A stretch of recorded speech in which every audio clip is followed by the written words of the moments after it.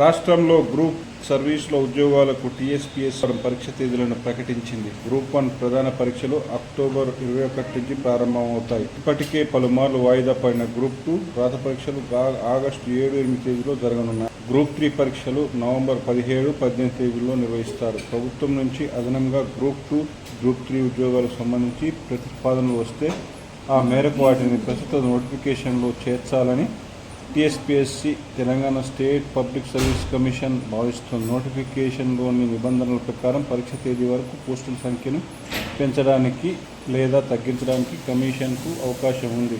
మరోవైపు డిఏఓ, వసతి గృహ సంక్షేమాధికారుల పోస్టులకు పరీక్ష తేదీ ఖరారు కావాల్సి ఉంది.